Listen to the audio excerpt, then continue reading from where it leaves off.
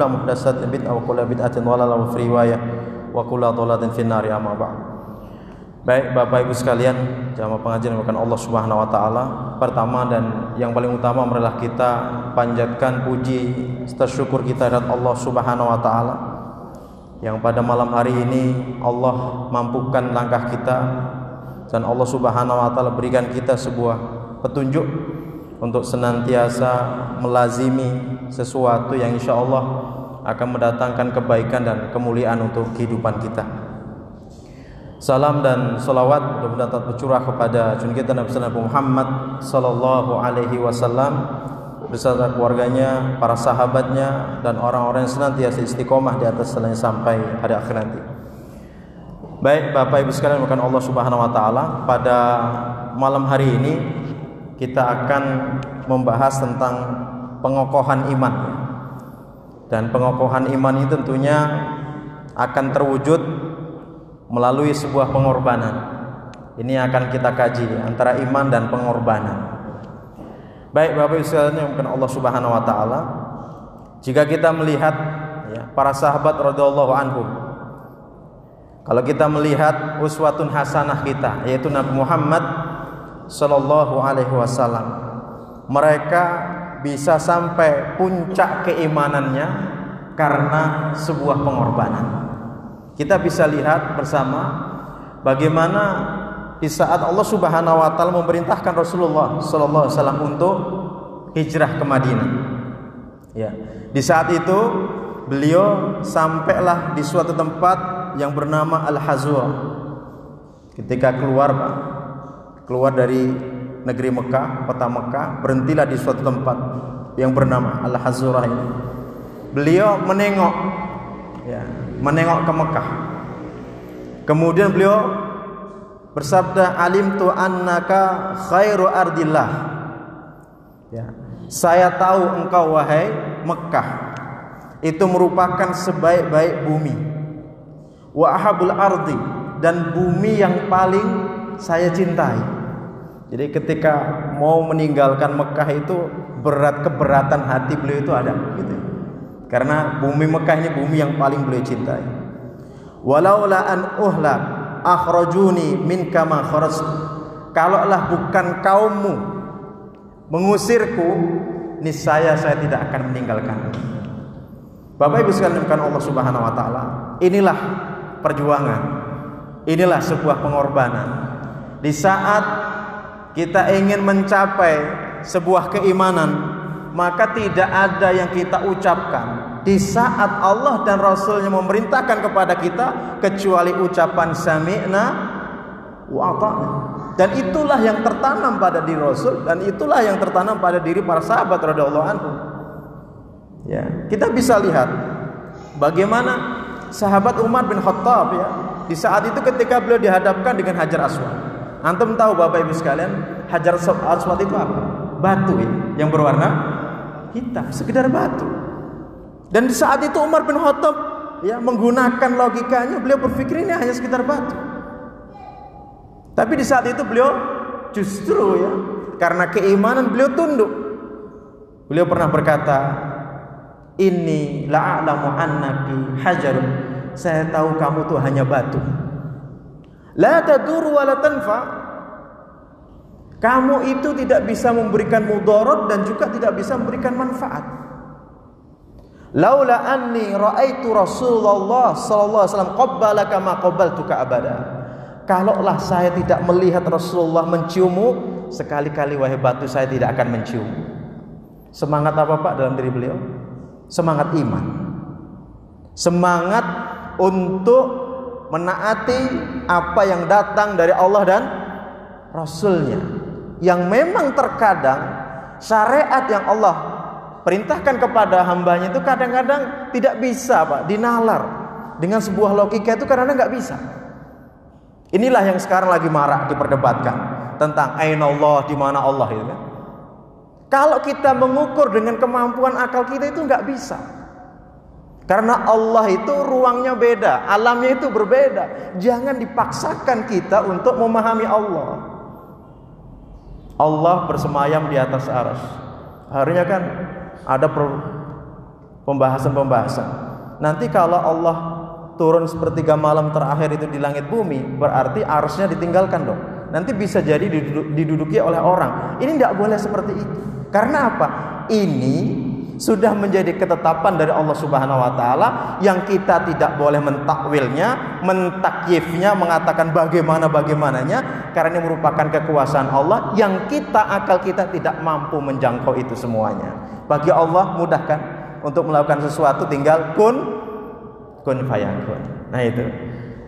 Nah inilah semangat ya, semangat iman, semangat ketaatan yang benar-benar ya diwujudkan oleh para sahabat radhiyallahu anhum. Kemudian kalau kita kembalikan kepada definisi Islam, apa itu Islam? Orang yang berislam adalah orang yang al-istislamu lillahi bitauhid. Orang yang pasrah sepenuhnya kepada Allah dengan mentauhidkan. Pasrah. Jadi orang beragama itu adalah orang yang pasrah. Apa yang dikatakan dalam syariat itu jangan dianalogikan dengan sesuatu yang bermacam-macam. Ya, nanti malah kita bingung sendiri. Ya, at-taslim, pokoknya taslim, pasrah. Kalau udah qala Allah wa qala Rasulullah, udah sami'na wa ata'na. Kemudian orang Islam ada al-inqiyadu lahu bitta'ah. Orang yang tunduk kepada Allah dengan ketundukan yang penuh. Sebagaimana masul khuf, mengusap sepatu itu. Kalau kita logika, kira-kira kalau menurut akal kita, kalau mengusap khuf itu yang afdal bagian bawah atau bagian atas? Yang kotor itu bagian bawah atau bagian atas? Bagian bawah, ya kan? Harusnya yang diusap bagian bawah. Tapi syariat memerintahkan yang diusap bagian atas. Kenapa? Itulah agama. Ya, yang sahabat Ali radhiyallahu anhu berkata, "Lau ana hadzal dinu bi ra'yi." Kalaulah agama Islam ini bersandar kepada akal, lakan aswaluhu fi aula min a'lahu, maka mengusap bagian bawah sepatu lebih utama daripada bagian atasnya. Akan tetapi kata beliau, akan tapi saya melihat Rasulullah SAW mengusap bagian atas dan kami lakukan hal itu. Bisa dipahami Bapak-Ibu sekalian. Inilah agama. Agama Islam adalah agama kepasrahan, agama ketundukan. Ya, tidak boleh kita mentang-mentang cerdas akhirnya mengatakan sebagaimana yang dikatakan oleh iblis laknatullah, ana khairu minhu. Saya lebih baik daripada Adam. Khalaqtani min nari wa khalaqtahu min tin. Karena dia diciptakan dari tanah sedangkan saya diciptakan dari api. Siapa yang mengatakan api lebih baik daripada tanah? Ini kan analogi, lagi-lagi analogi. Jangan sampai kita orang-orang Islam terjebak dalam analogi-analogi yang seperti ini. Akhirnya muncullah tokoh-tokoh Islam di Indonesia yang mengatakan homoseksual itu boleh. Dengan sebuah analogi lagi, dengan analogi-analogi yang tidak dibenarkan di dalam syariat. Apa analoginya? Karena penduduk bumi hari ini sudah padat, sudah banyak. Kalau ini masih tetap dilarang, maka penduduk bumi akan semakin penuh dan bumi tidak sanggup untuk menampung manusia itu yang terlahir. Kemudian kenapa dulu di zamannya kaum Nabi Lut, itu dilarang karena penduduknya masih sedikit. Ini tidak boleh kita berpikir yang seperti itu. Karena kita kembali kepada Islam adalah agama ketundukan, agama kepasrahan kita kepada Allah Subhanahu wa taala. Maka di sini ya salah satu hal yang melandasi keimanan para sahabat adalah mereka yakin apa yang diperintah Allah dan Rasulnya itulah yang terbaik bagi mereka. Jadi benar-benar iman ini Pak, butuh pengorbanan. Pengorbanan awal paling tidak antum itu bisa mengucapkan sami'na wa ata'na. Yang terkadang itu berat. Ya, apalagi kalau dulu para sahabat ya, ketika harus diseru untuk berangkat jihad, itu tidak sedikit dari mereka yang merasa berat untuk itu. Bahkan orang-orang munafik itu Pak, kalau Allah Subhanahu wa taala berfirman, ya ayyuhalladzina amanu ma lakum idza qila lakum firu fi sabilillahi saqaltum ilal ard. Wahai orang beriman, kenapa kalian jika diseru untuk berperang di jalan Allah Subhanahu wa taala, kaki kalian itu berat, seolah kaki itu masuk ke dalam tanah itu, jalan tanah yang lembek itu ya. Jadi kalau jalan tuh berat gitu. Araditum bil hayati dunya. Apakah engkau lebih ridho terhadap kehidupan dunia? Nah, ini diingatkan oleh Allah Subhanahu wa taala kepada kita. Ucapan untuk sami'na wa ata'na ini sebuah pengorbanan. Salah satu hal lagi, misal di saat kita dihadapkan dengan sebuah perintah, untuk apa? Untuk laki-laki tidak boleh isbal celananya. Karena di antara golongan yang Allah tidak akan melihat mereka, Allah tidak akan menyucikannya, dan baginya azab yang pedih. Itu di antara salah satu golongannya adalah al-musbil, laki-laki atau seseorang yang masih menurunkan celananya atau menurunkan sarungnya melebihi kedua mata kakinya. Ini berat, Pak. Ini berat. Akan tetapi ketika kita kembali kepada iman, tidak ada ucapan. Ketika Allah dan Rasulnya itu memutuskan suatu perkara, liyahkuma bainahum ayaqulu sami'na wa ata'na, maka tidak ada ucapan kita kecuali sami'na wa ata'na. Lu Ustaz, kan saya tidak sombong. Ya, di saat itu pernah Rasulullah SAW melihat ada seorang yang makan dengan tangan kirinya. Kemudian Rasulullah ingatkan, kul biyaminik, makanlah dengan tangan kanan. Kata seseorang tadi, la astati, saya enggak bisa. Fama manahu ilal kibr, kata Nabi. Tidaklah yang menghalangi seseorang ini, tidaklah yang mencegah seseorang ini untuk makan dengan tangannya, dengan tangan kanannya, melainkan al-kibr dalam dirinya, yaitu kesombongan. Kemudian diriwayatkan, orang ini Pak, seumur hidup dia enggak bisa makan dengan tangan kanannya, dia dengan tangan kirinya. Maka dikatakan orang yang sombong itu siapa? Cukuplah dikatakan orang yang sombong itu batrul haq di saat dia menolak sebuah kebenaran. Di saat kita ada sebuah perintah untuk begini, kemudian kita tidak menjalankannya, itu sudah dikatakan sombong. Dan ingat, tidak akan masuk surga seseorang yang di dalam hatinya masih ada kesombongan meskipun sebesar biji sawi. Ini juga harus berhati-hati. Jangan sampai ada penolakan-penolakan. Satu syariat apapun juga jangan sampai ada penolakan dalam diri kita. Kalau kita ungkapkan berat, mungkin berat, tapi jangan sampai ada penolakan atau pengingkaran dalam diri kita. Karena ini lagi-lagi, ini agama ketundukan, agama kepasrahan, Pak. Tidak boleh kita. Mungkin juga pertanyaannya muncul itu ya. Saat kentut itu kan yang kentut apanya? Yang di belakang kan? Kenapa yang dibasuh mukanya? Ini kan pertanyaan-pertanyaan yang tidak perlu. Kalau landasan iman kita sudah kuat, nggak akan mungkin kita akan bertanya seperti ini. Karena tadi sami'na wa ata'na, itu yang pertama, pengorbanan yang pertama. Kemudian juga kita bisa lihat bagaimana sahabat Suhaib Ar-Rumi. Di saat para sahabat radhiyallahu anhum sudah diwajibkan untuk berhijrah dari Mekah ke Madinah. Di saat itu Pak, beliau seorang pengusaha, beliau sangat kaya raya. Ketika beliau keluar dari pintu Mekah, dicegatlah oleh orang-orang kafir Quraisy saat itu. Wahai Suhaib, kamu itu pendatang di kota Mekah ini. Kamu hari ini sukses di kota Mekah ini.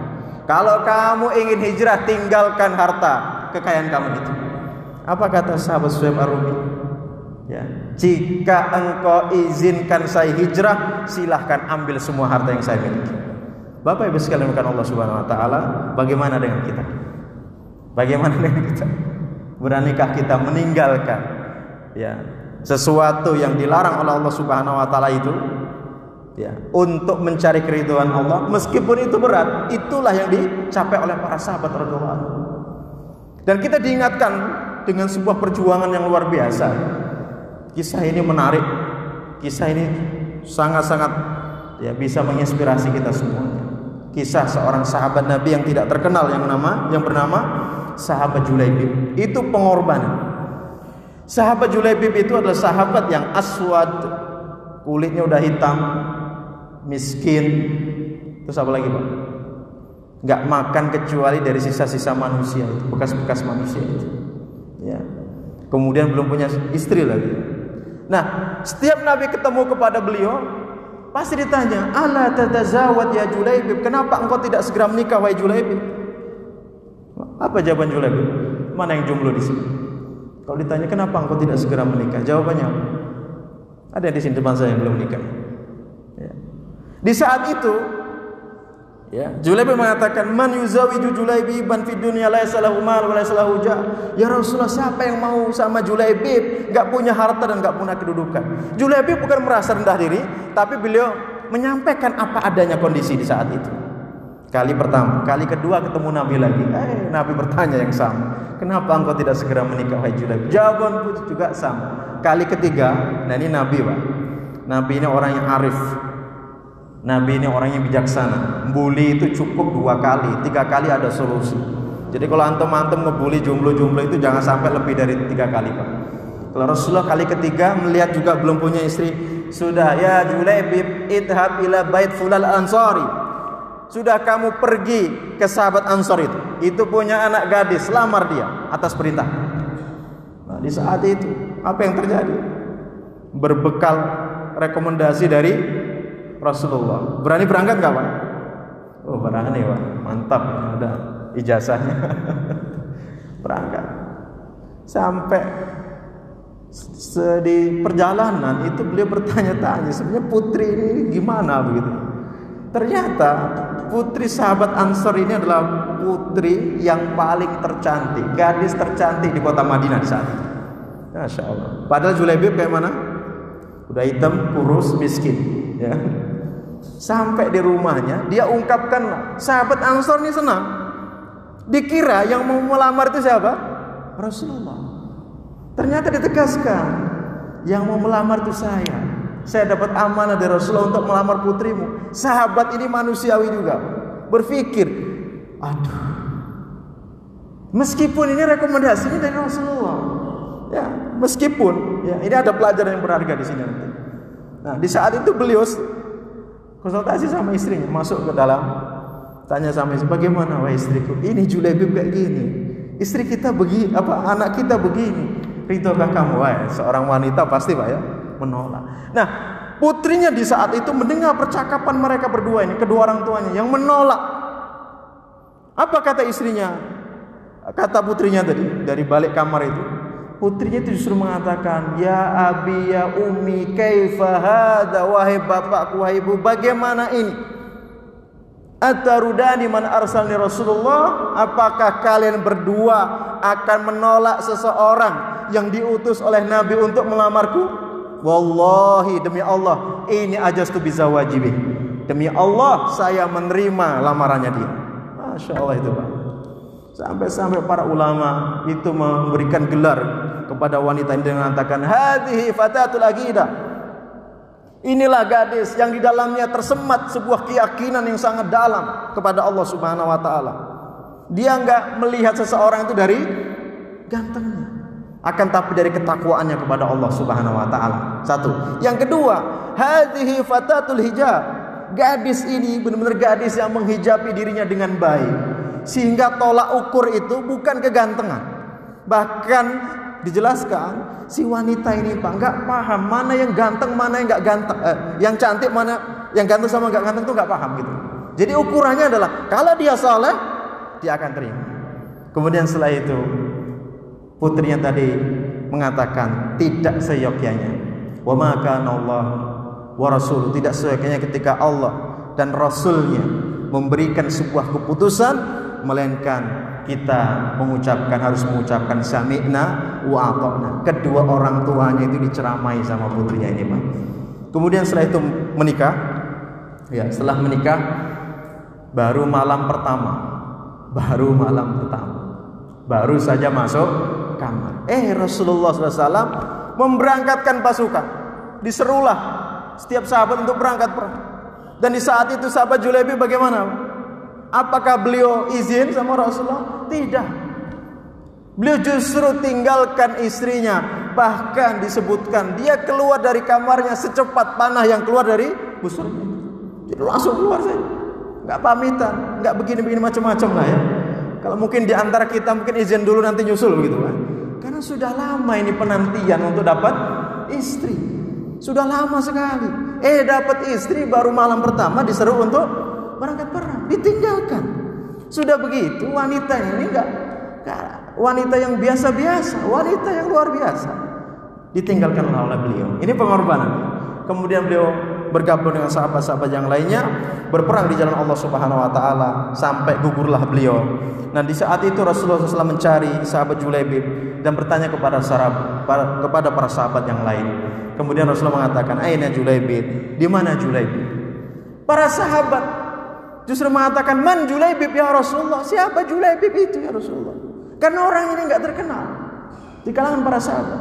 Kalau dalam sebuah hadis Rasulullah pernah menyebutkan, "Kam min as'asa ahbar dhi timrain." Betapa banyak orang itu rambutnya acak-acakan, badannya berdebu. Dhi timrain, enggak punya baju kecuali hanya 2 helai saja, 2 potong saja. Tapi orang ini lau aqsama 'ala Allah la abarrah. Tapi kalau dia sudah berdoa kepada Allah, Allah kabulkan doanya itu. Ini loh Pak, Julaibib ini Pak. Nah, di saat itu Rasulullah mencari sampai beliau mendapati ada seorang pemuda yang dalam kondisi tidak terlentang Pak, tapi tengkurap begitu ya, berlumuran darah, kanan kirinya ada 7 orang yang sudah dia bunuh. Dibalikkanlah badannya. Beliau mengenali, inilah Julaibib, hada Julaibib. Kemudian beliau letakkan kepala itu di atas paha. Kemudian beliau mengatakan, "Ya Julaibib, anta minni wa ana minka." Wahai Julaibib, engkau adalah diriku, diriku adalah dirimu. Kemudian setelah itu Rasulullah mengatakan, "Sungguh wahai Julaibib, saya telah melihat sekian banyak bidadari berlomba-lomba untuk menghampiri kedatangan." Masya Allah. Allahu Akbar. Apa yang dipunyai oleh Julaibib Pak? Apa yang dipunyai oleh Julaibib? Beliau enggak punya kekayaan, enggak punya kedudukan, status sosialnya rendah, bahkan banyak orang enggak kenal. Tapi dengan iman dan pengorbanan beliau fisabilillah di jalan Allah Subhanahu wa taala, Allah tinggikan derajatnya. Sekarang pertanyaan kepada kita punya kedudukan, mungkin sebagian kita punya pangkat, status sosialnya tinggi. Kalaulah kita tidak bisa menandingi sahabat Julaibib, alangkah malunya kita. Karena apa? Kita harusnya lebih bisa banyak berbuat untuk Islam daripada sahabat Julaibib. Tapi jangan sampai hari ini, berarti masalahnya jangan sampai apa yang kita miliki ini tidak menyampaikan kita kepada kedudukan yang mulia di sisi Allah Subhanahu wa taala. Itulah Islam. Islam betul-betul ya menuntut ya pengorbanan dari kita semuanya, sehingga kita akan mendapatkan makom-makom yang tinggi di sisi Allah Subhanahu wa taala. Apalagi kalau sudah berjihad, berperang di jalan Allah Subhanahu wa taala. Kalau sampai mati syahid, apa keutamanya? Apa keutamanya? Tetesan darah yang pertama kali yang tercecer itu sudah cukup untuk mengampuni seluruh dosa kita. Dosa kita sudah diampuni oleh Allah Subhanahu wa taala. Seluruh dosa kita. Kecuali apa? Hutang. Cuma hutang aja. Tapi seluruh dosa-dosa diampuni semua. Masya Allah itu. Kemudian wa yara maq'adahu minal jannah, dia akan melihat tempat duduknya di surga. Ya, wa ya'man min fazil akbar, dia akan aman dari kegoncangan pada hari kiamat. Orang yang mati syahid, ketika ada goncangan hari kiamat, dia tidak merasakan hal itu. Ya, kemudian wa yuzawwaju bisintaini wa sab'ina zawjatan min al-khurun. Ini yang menarik. Dia akan dinikahkan dengan 72 bidadari. Masya Allah, 72 bidadari. Disampaikan di ibu-ibunya protes, "Saat kalau suami saya nanti dapat 72 bidadari, saya jadi apanya?" Gitu kan. Kira-kira gimana Pak? Nah, akhirnya ada yang mengatakan lagi, "Ustaz, masa suami saya istrinya 72?" Atau dalam sebuah hadis, masing-masing penghuni surga itu istrinya berapa? Walikuli wahidi minkum zaujatan. Masing-masing kalian itu punya istri 2. Berarti 2 bidadari. Nah, nanti saya bagaimana? Bolehkah kami juga ikut-ikutan punya suami 2? Nah, ini wanita. Saya katakan, ibu kalau masih berpikir seperti itu masih berpikir ibu masih di dunia. Kalau sudah di akhirat tidak akan mungkin berpikir yang seperti itu. Karena apa? Tidak ada ghil, tidak ada rasa iri dengki kalau sudah masuk dalam surga. Baik, Bapak Ibu sekalian bukan Allah Subhanahu wa taala, inilah sebuah pengorbanan yang tentunya harus kita pahami bersama. Kemudian, kalau kita lihat dalam Al-Qur'an, ya Allah Subhanahu wa taala mengisahkan Ashabul Ukhdud. Ya, mengisahkan Ashabul Ukhdud. Ini pengorbanannya dengan nyawa. Bagaimana tidak? Ya, seorang pemuda yang dia beriman kepada Allah Subhanahu wa taala itu, yang berapa kali dibunuh enggak bisa dibunuh itu. Akhirnya apa? Apa yang dia sampaikan kepada sang raja ya, di saat itu Kemudian di saat itu si pemuda tadi mengatakan, "Sudah, saliblah saya di atas pelepah itu. Kemudian ambillah anak panah saya ini. Kemudian panahlah saya dengan mengucap Bismillah atau Bismillahi atau birabbil ghulam." Nah, di saat itu, kemudian apa yang terjadi? Di saat benar-benar sang raja ini memanah, kemudian dengan mengatakan Bismi Rabbil Ghulam tadi, maka panah ini melesat dan mengenai pelipis itu. Kemudian meninggal dunia. Dan di saat itu orang-orang yang banyak di saat itu beriman semuanya. Kemudian sang raja marah. Ya, kemudian sang raja mengatakan, siapa saja yang tidak mau meninggalkan agama si pemuda ini, masukkan dalam parit-parit yang penuh dengan kobaran api itu. Nah, di saat itu ada salah seorang wanita di sini, ja'at imra'atun wa ma'aha sabiyyun. Ada seorang wanita yang gendong anak kecil. Fataqa'asat an taqa'a fiha. Di saat itu ragu. Ketika mau mencampakkan diri ragu karena ada si bayi ini. Apa yang terjadi? Di saat itu anak kecil tadi mengatakan, "Ya umma isbiri fa innaki alal haq." Wahai ibuku, bersabarlah, sesungguhnya engkau berada di atas kebenaran. Kemudian dia langsung mencampakkan dirinya dalam kobaran api. Inilah pengorbanan iman. Jadi betul-betul iman itu akan diuji. Maka saya sering katakan, kalau yang sudah berambut putih ini jalannya sudah mulai bungkuk gitu, Pak. Alhamdulillah atas karunia dan kehendak Allah Subhanahu wa taala, antum hari ini sudah tua. Paling tidak ukuran tua itu lebih dekat kepada kematian daripada yang muda, meskipun itu tidak seperti itu. Tapi yang menjadi keutamaan dan kemuliaan, antum di saat usia tua yang seperti ini, antum bisa beribadah kepada Allah dengan aman. Tidak mendapati fitnah-fitnah yang dahsyat. Karena tidak tahu bagaimana kondisi ini si kecil putranya Pak Sabil. Bagaimana 40 tahun yang akan datang? Bagaimana 30 tahun yang akan datang? Apakah kondisinya masih aman seperti ini kita beriman kepada Allah Subhanahu wa taala? Atau justru sebaliknya, fitnah-fitnah itu sudah luar biasa. Atau mungkin sudah terjadi peperangan dan pertempuran demi pertempuran yang ada. Bisakah kita tetap beriman kepada Allah Subhanahu wa taala? Kita bisa melihat bagaimana dahsyatnya ujian-ujian yang menimpa para sahabat di saat itu. Dalam rangka apa? Mendapatkan kedudukan yang mulia di sisi Allah Subhanahu wa taala. Kita bisa melihat sahabat Ubayd bin Zaid Al-Ansari. Ya, sahabat Ubayd bin Zaid Al-Ansari. Di saat itu beliau diutus untuk membawa surat peringatan kepada nabi palsu. Ya, setelah dibaca, malah nabi palsunya ini marah, Musailamah al-Kadzdzab. Marah dia. Setelah marah, dipaksalah sahabat Ubayd itu dengan mengatakan, "Atasyhadu anna Muhammadar Rasulullah?" Apakah kamu bersaksi Muhammad adalah utusan Allah? Langsung dia jawab, "Asyhadu anna Muhammad Rasulullah." Saya bersaksi Muhammad adalah utusan Allah. Pertanyaan yang kedua, "Atasyhadu anni Rasulullah?" Apakah kamu bersaksi saya adalah utusan Allah? Apa yang dia jawab? "La asma." Telinga saya tuli, saya nggak bisa dengar. Diulang pertanyaan kedua, "Atasyhadu anna Muhammad Rasulullah?" Apakah Muhammad itu adalah utusan Allah? "Asyhadu anna Muhammad Rasulullah." Pertanyaan lagi, "Atasyhadu anni Rasulullah?" Apakah kamu bersaksi saya adalah utusan Allah? Lagi-lagi dijawab, telinga saya tuli, saya nggak bisa menjawab. Marahlah nabi palsu ini. Akhirnya diikatlah di saat itu. Dan pada waktu duha, apa yang terjadi? Beliau itu, Pak, tangannya dulu dipotong, Pak. Dalam kondisi sadar, diikat, tangannya dipotong, dipaksa. Atasyhadu anni Rasulullah, atasyhadu anni Rasulullah. Tetap dia bersikukuh untuk iman kepada Allah Subhanahu wa taala. Tangan kanannya, kemudian disayat-sayatnya dulu daging tubuhnya itu, sampai separuh tubuhnya berjatuhan di atas tanah. Dia tetap mengucapkan, "Asyhadu anna Muhammadar Rasulullah." Allahu Akbar. Ini ujian keimanan, ya, ujian keimanan yang tentunya orang-orang yang seperti ini akan mendapatkan kedudukan yang tinggi di sisi Allah Subhanahu wa taala. Kemudian kita lihat juga Abu Muslim Al-Khawlani. Bagaimana dengan beliau? Beliau sama diuji dengan nabi palsu juga. Beliau nolak untuk mengimaninya dan mendakwahkan.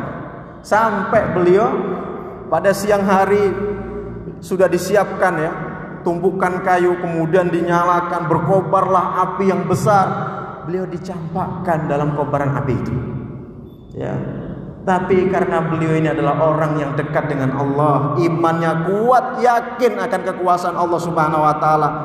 Api itu Pak ternyata tidak sedikit pun membakar baju atau kulit beliau.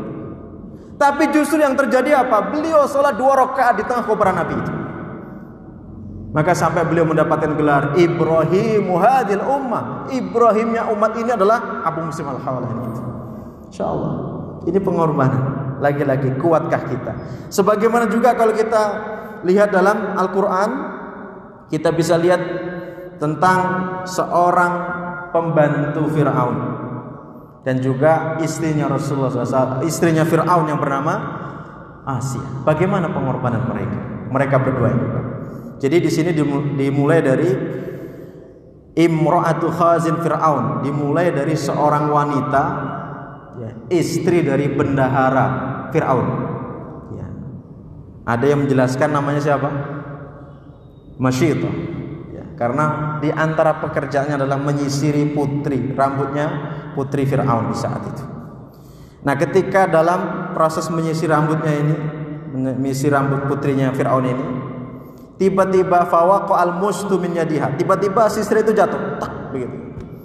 Apa yang diucapkan oleh pembantunya ini? Ta'isa man kafar billah. Kufurlah, celakalah orang yang kufur kepada Allah. Kemudian putrinya Fir'aun langsung kaget. Ya, putrinya langsung mengatakan, walaki rabbi, walaki rabb ghairu abi. Apakah kamu punya Tuhan selain bapakku?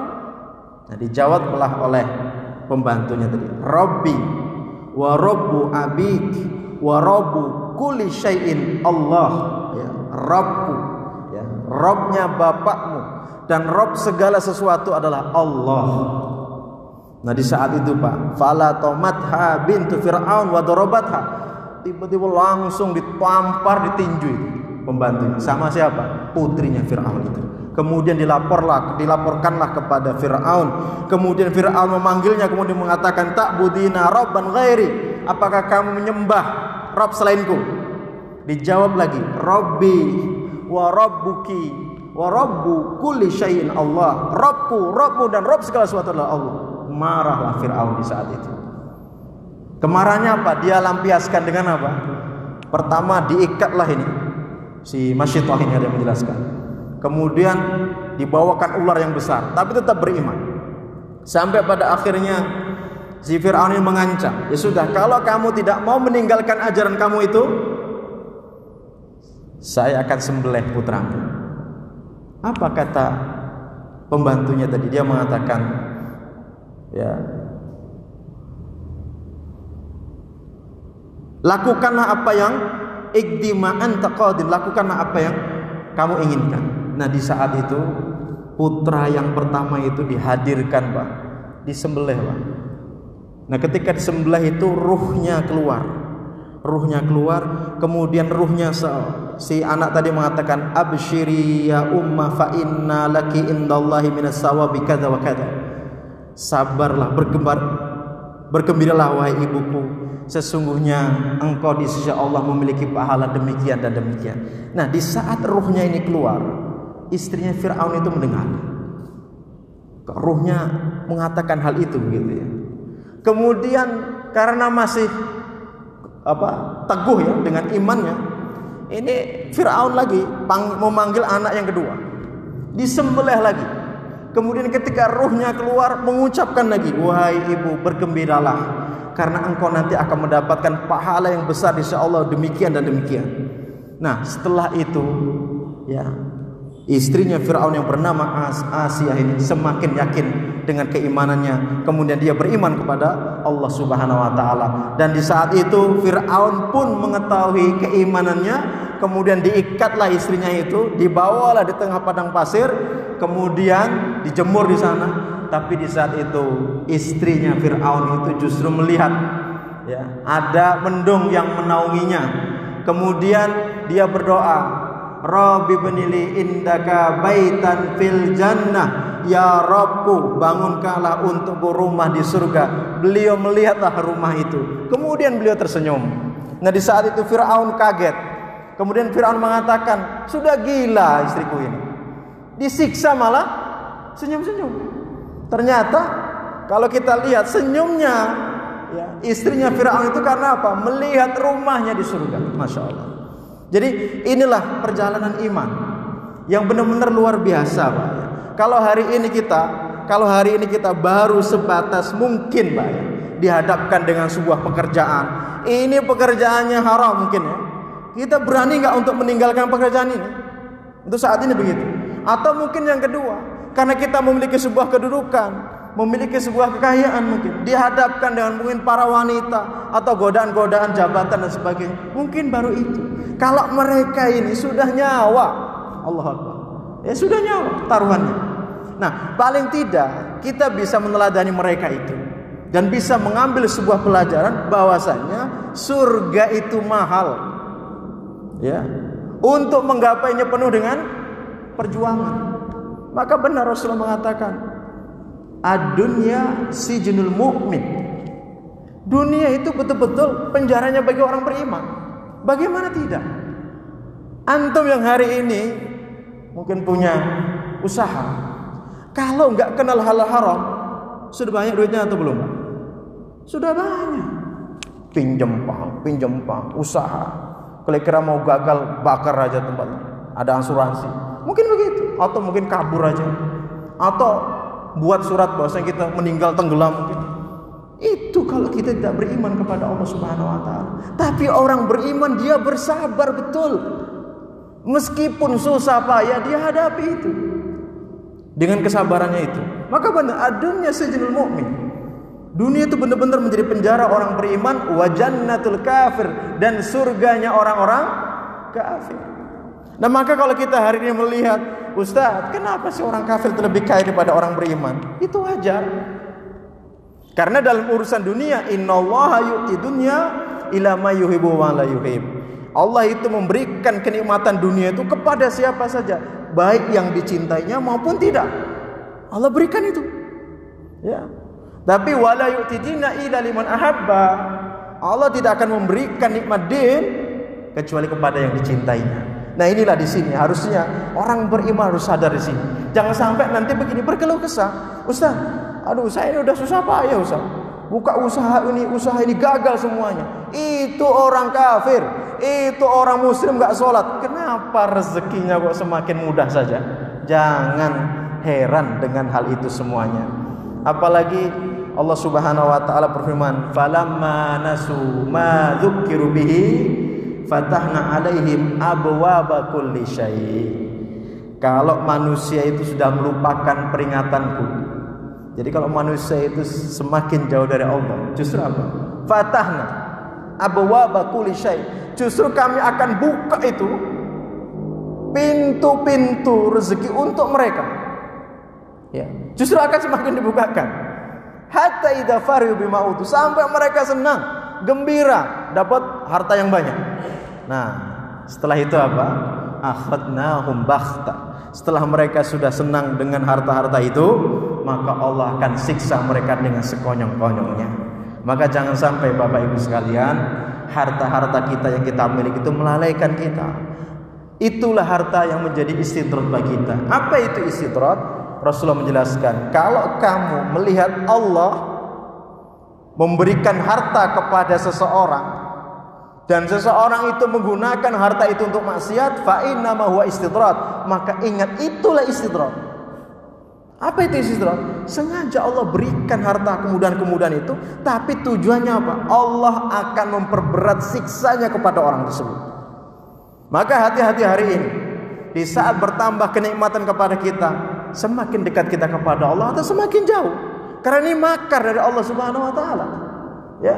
Kalau kita dulu, Pak, mungkin alasannya, saya enggak taklim lah karena apa? Hujan, gerimis. Nanti kalau sudah beli mobil, mau taklim di mana saja saya akan ikuti itu. Hati-hati dengan ucapan ini ya. Hati-hati dengan ucapan ini. Ternyata tidak sedikit, Pak, kenapa enggak taklim malam ini? Ustaz, hujan Ustaz. Loh kan sudah punya mobil. habis disetim. Jadi kalah dengan uang berapa? 50.000, 45.000. Ya. Yang thalabul ilmi afdalu min sholati nafilah, yang menuntut ilmu itu lebih utama daripada salat sunnah. Apalagi man kharaja fi talabil ilmi fa huwa fi sabilillah hatta yarji. Barang siapa yang keluar untuk menuntut ilmu, maka dia di jalan Allah sampai dia pulang. Itu kalah Pak dengan uang berapa? Steam tadi Pak. Allahu Akbar. Ini juga ada dulu ketika tahun-tahun 2000 sekian lah. Masih banyak yang naik sepeda daripada naik motor gitu. Masih ingat saya di sekitar Jawa Tengah itu saya taklim. Itu dulu anak-anak muda naik sepeda-sepeda itu taklim itu ada pembahasan akidah fikih kita setiap pekannya itu ada. Di saat itu mereka berazam, Ustaz kalau bisa kita beli motor biar kemana aja kita bisa ini. Enggak tanya sudah beli motor, beda lagi acaranya beda, konvoi lah inilah dan sebagainya. Hati-hati. Jadi kita betul-betul harus jeli, harus teliti.